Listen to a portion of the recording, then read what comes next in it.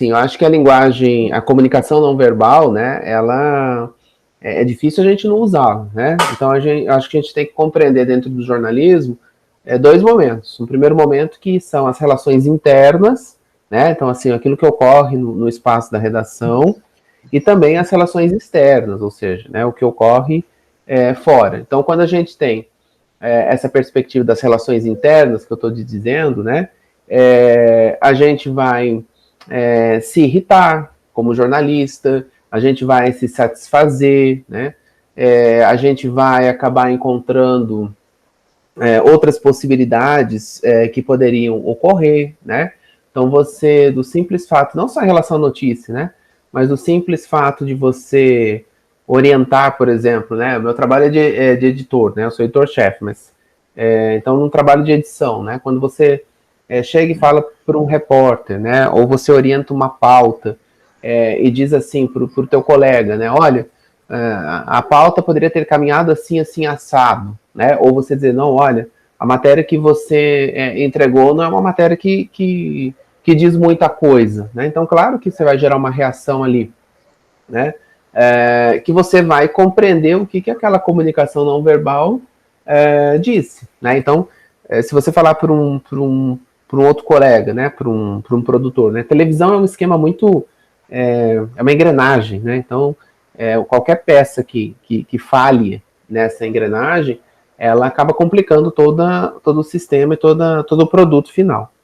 Então, quando você fala, por exemplo, eu acho assim, né? Quando você fala para um produtor, por exemplo, que a matéria poderia ter caminhado por outro sentido, ou que o exemplo que ele consegue trazer ali na matéria não é um exemplo que corresponde ao que você está dizendo, ou que você está querendo dizer, ou que você pretendia dizer, né?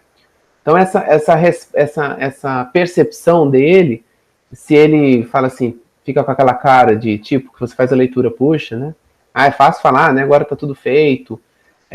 Ou, nossa, aquela cara de lamentação, não percebi isso, né? Ou o repórter, quando você fala, olha, sua matéria não era bem isso, você esqueceu de perguntar aquilo, você deveria ter enfrentado, né?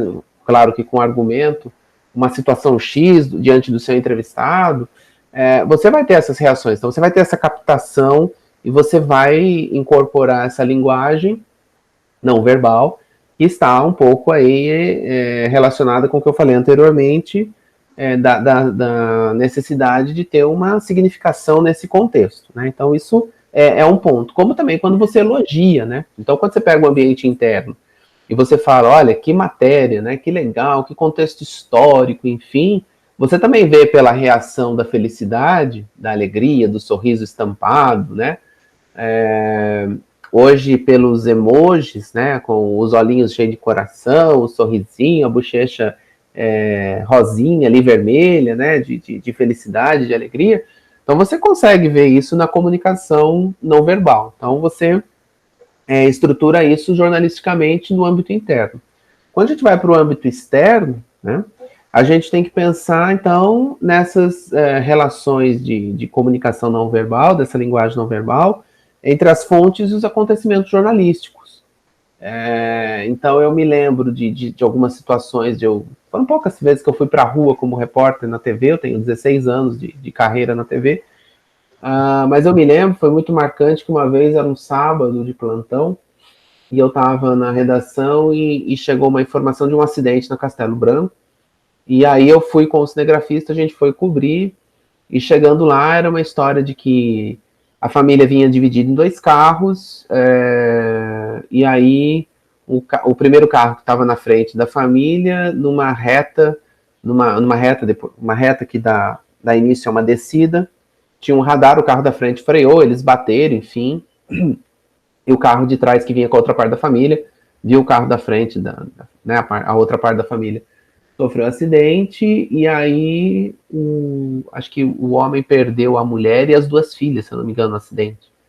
E assim, era uma imagem totalmente, né, primeiro que é um ambiente, é um cenário extremamente triste, né, e aí eu vi, né, eu me lembro de olhar para o lado assim e ver o senhor, que era o pai, que não sabia ainda que as filhas e a mulher haviam morrido, e ele estava ali desolado, quer dizer, então a expressão dele, né, a linguagem corporal que ele guardava naquele momento dizia muito.